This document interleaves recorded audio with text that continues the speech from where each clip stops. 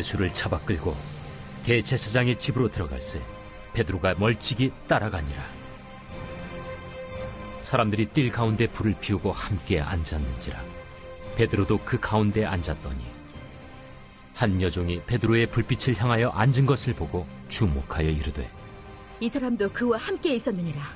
이 여자여, 내가 그를 알지 못하노라. 조금 후에 다른 사람이 보고, 너도 그 도당이라. 이 사람아, 나는 아니로라. 한 시간쯤 있다가 또 한 사람이 장담하여 이르되, 이는 갈릴리 사람이니 참으로 그와 함께 있었느니라. 이 사람아, 나는 내가 하는 말을 알지 못하노라. 아직 말하고 있을 때에 닭이 곧 울더라. 주께서 돌이켜 베드로를 보시니 베드로가 주의 말씀 곧 오늘 닭 울기 전에 내가 3번 나를 부인하리라 하심이 생각나서 밖에 나가서 심히 통곡하니라.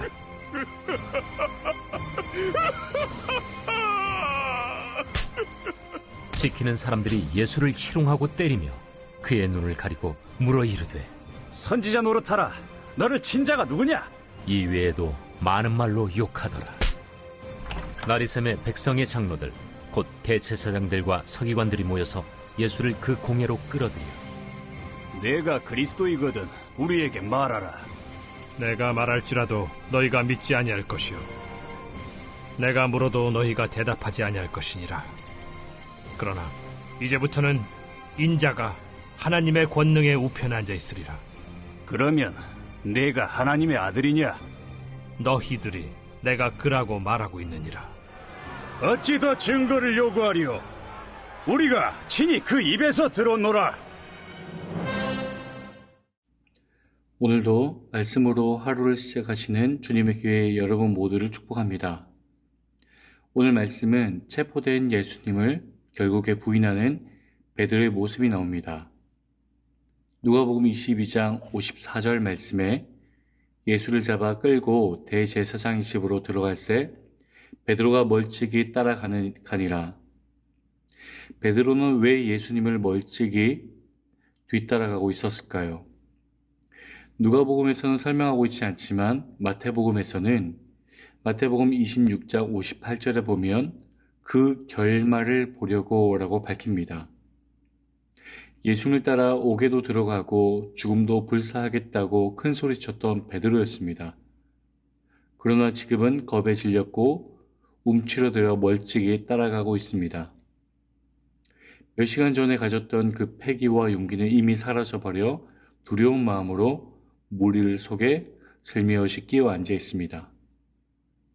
예수님이 인기를 얻었을 때는 무엇이든 다 할 수 있을 것 같다가 주님이 체포되시자 모든 것에 자신이 없고 두려워진 베드로의 모습입니다. 55절 말씀에 보면 사람들이 뜰 가운데에 불을 피우고 함께 앉았는지라 베드로도 그 가운데 앉았더니 라고 말씀합니다. 팔레스타인의 봄철은 일교차가 매우 심하기 때문에 밤중에 바깥에는 불을 피워야 했습니다. 새벽 추위를 피하기 위해 대제사장의 집 뜰에 모닥불을 피워놓고 사람들이 둘러앉아 있는 모습입니다. 55절 하반절 말씀에 보면 베드로도 그 가운데 앉았더니 라고 말합니다. 베드로는 추위 때문에 자신도 모르게 불 가까이에 다가갔고 결국엔 불빛 때문에 자신의 정체가 드러난 것입니다.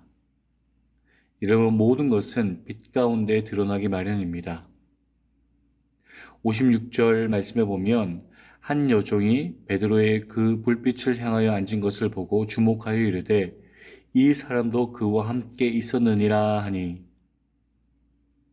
58절에서도 조금 후에 다른 사람이 보고 이르되 너도 그 도당이라 59절 말씀에서도 한 시간쯤 있다가 또 한 사람이 장담하여 이르되 이는 갈릴리 사람이니 참으로 그와 함께 있었느니라.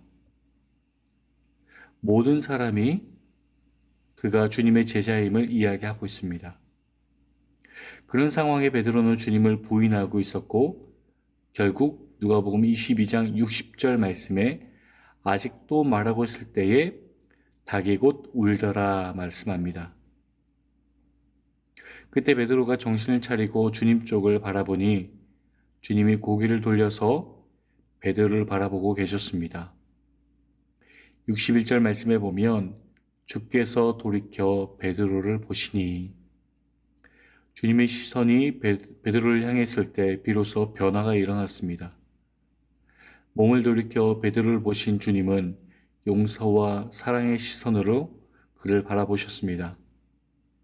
그래 알고 있다. 너의 그 연약함과 실수를 다 알고 있다.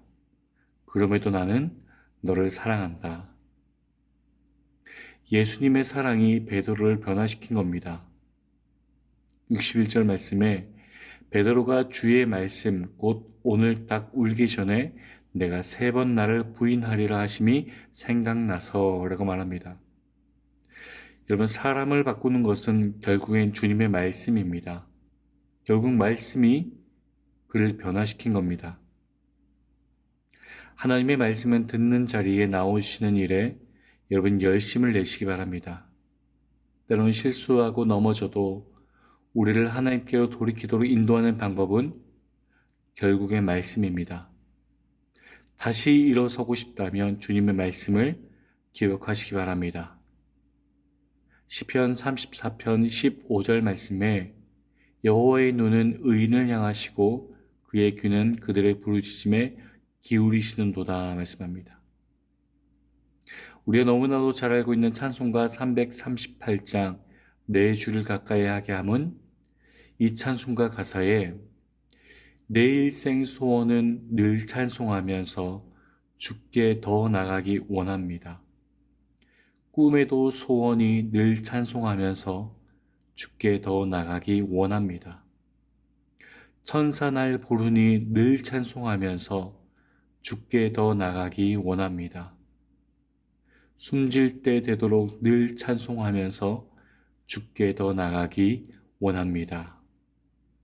우리 주님께로 더 가까이 나아가기 원하는 이런 고백이 여러분 모두의 고백이 되시기를 소망합니다. 베드로의 이런 부인에 이어서 우리 주님은 대제사장들의 그 종들에게 희롱과 조롱당하십니다. 63절 말씀에 지키는 사람들이 예수를 희롱하고 때리며 희롱하다라고 하는 이 말은 무엇을 가지고 놀다라는 뜻입니다. 그리고 때리다라고 하는 이 말은 가죽을 벗기다, 매질하다라는 뜻입니다. 예수님은 신체적인 학대와 모욕적인 말로 정신적인 학대를 받으신 겁니다. 이런 모욕을 당하심은 예언자의 그 예언을 성취하기 위함입니다. 구약에 예언된 이 고난받는 메시아이심을 몸소 보여주기 위함입니다. 여러분, 말씀대로 살기란 쉽지 않습니다. 하지만 이번 고난 주간에는 예수님의 성품을 닮아가도록 노력해 보시기 바랍니다. 교회에서나 가정에서나 사회에서 우리를 향한 조롱과 핍박이 올 때에 마태복음 5장 39절의 말씀대로 악한 자를 대적하지 말라. 누구든지 내 오른편 뺨을 치고는 왼편도 돌려대며 이 말씀을 실천해 보시기 바랍니다.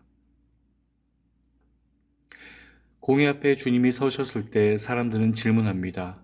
67절 말씀에 내가 그리스도이거든 우리에게 말하라. 70절에서도 내가 하나님의 아들이냐?